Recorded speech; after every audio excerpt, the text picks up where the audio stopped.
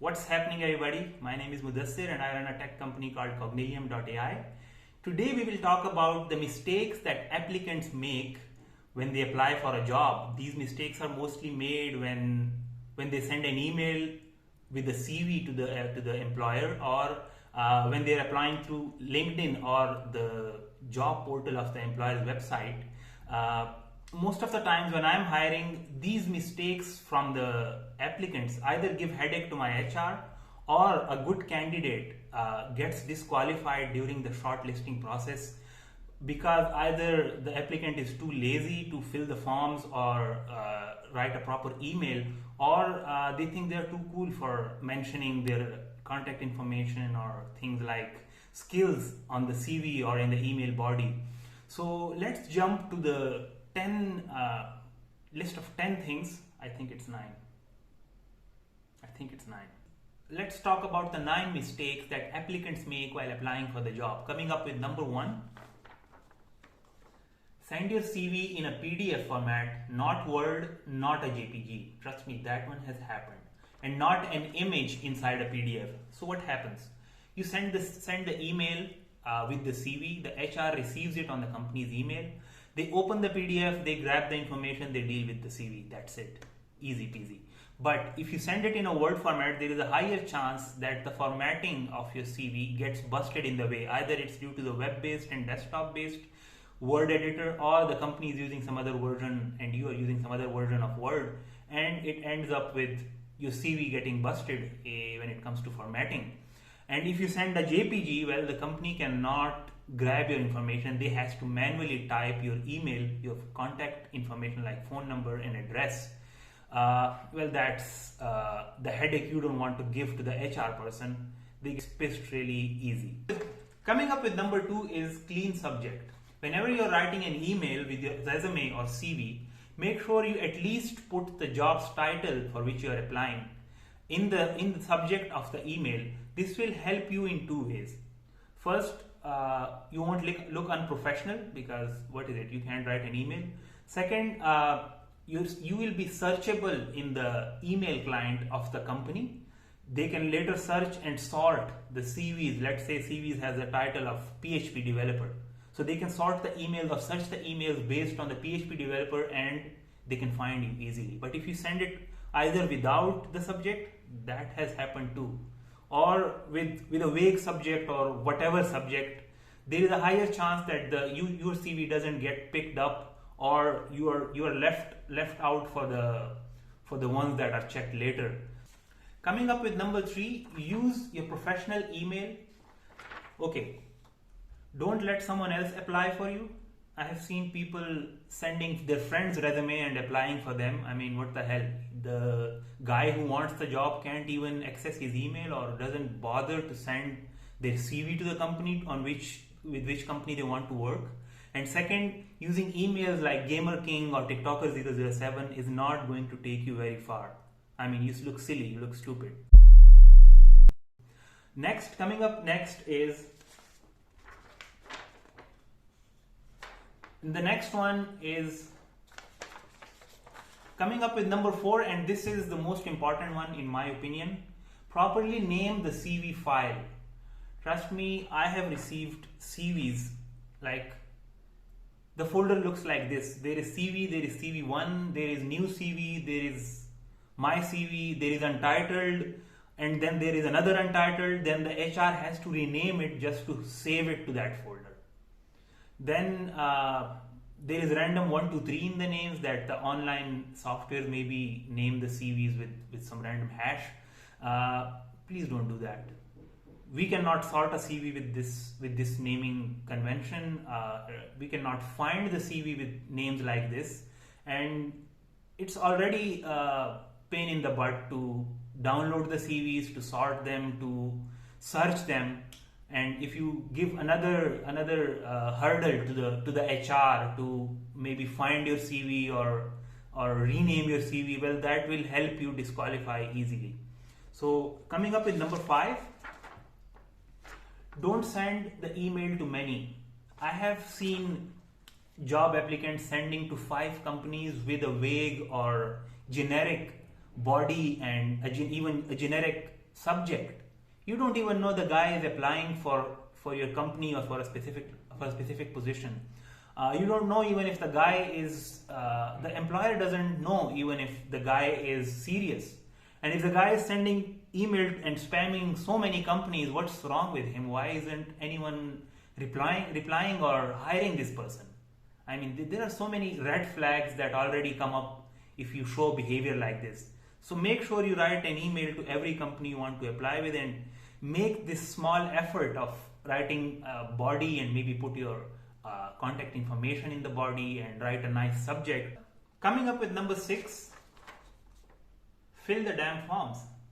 Some companies gives you form on their portal where you have to put your CV, upload your CV, and then do this redundant thing where you have to fill the forms with your details like your contact information, your skill, your experience, your degree. Yes, trust me, this looks redundant, but this helps the company to shortlist you, to find you, to give you the job eventually. And look at it from this perspective. If you're not willing to fill the forms because it's exhausting for you, why or how can you expect an HR person who is doing his 9 to 5 and doesn't care about you or the company to fill that specific form or something similar to that from your CV?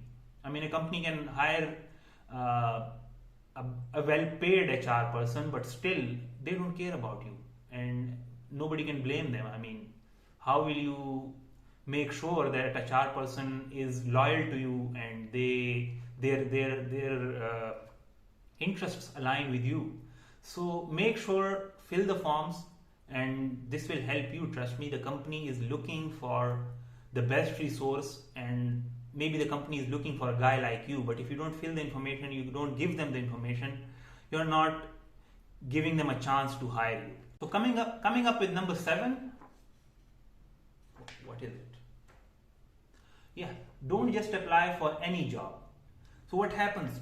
It has happened in practical, so I want to share it with you. What happens? You post the job, and then people irrelevant to that field, area, or that subject comes to you, applies anyway.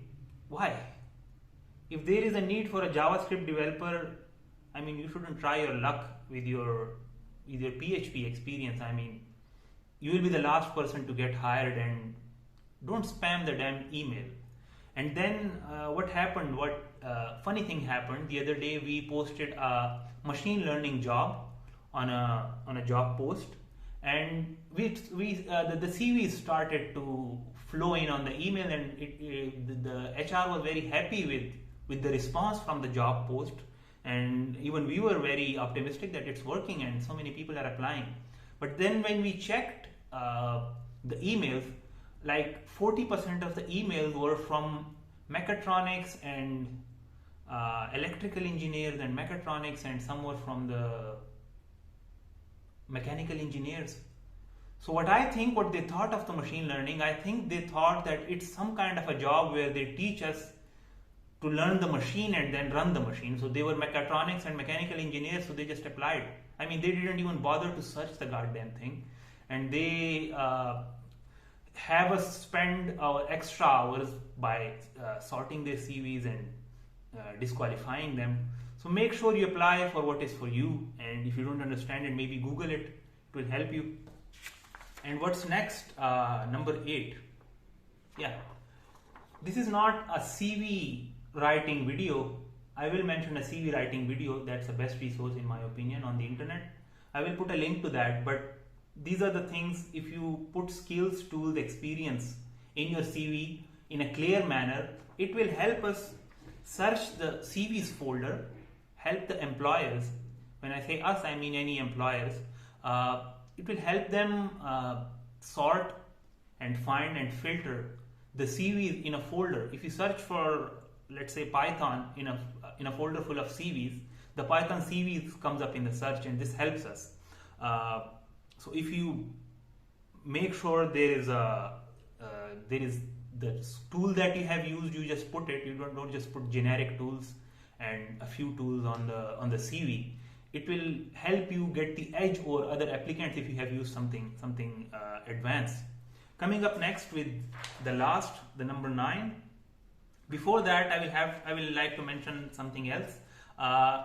If you are mentioning the skills, like I said before, make sure whatever advanced libraries or platforms you have used, you try to mention them in some way, either in the form of projects or the tools. That will help you stand out and help us judge you, help us filter you out of the people who haven't done it. Like I show you a CV of a MERN developer, a person who says he has done just the MERN stack or mean stack is one of the candidates, and then there is another person who mentions that he has done MERN stack, he knows JavaScript, he knows ES6, he knows a bunch of databases, he knows let's say a state management library, Redux, he knows Amazon, and he has a good experience with production. Automatically the employer will feel like this guy is the one for the job. I mean, this guy knows it all. And even if the other guy who knows all these things, but he has mentioned only the MERN stack, the employer will filter or will go with the guy who is mentioning all the experiences that I just told you about. And the last thing is clear contact information. This is the most helpful, and those who don't put the contact information clearly, that hurt us. दिल से बुरा लगता है यार, दिल से बुरा लगता है जब that hurt the company, that hurt the people who are going through your resume. One thing happened the other day. A guy put his supervisor, who was his reference, supervisor's name on the top of the CV, and then down below somewhere he put his own name and address in the CV. And the HR person was mistaken. They copied the name of the guy who was applicant and the contact information of his supervisor, because it was on the top, and normally the contact information on the top is supposed to be the applicant's information. And then they were calling his supervisor for that specific job, I mean job of the intern. And the guy who was a PhD, he was somewhat pissed off with this thing that we were calling him with another person's name, and then we were calling him for an interview. So please make sure you don't make these mistakes in your CV sending or applying time. This was all about the experience that I have gained with my hiring process, and I hope this helps you with your next job application. And if you like the content, please make sure to subscribe and like the channel. And till then, take care. Allah Hafiz.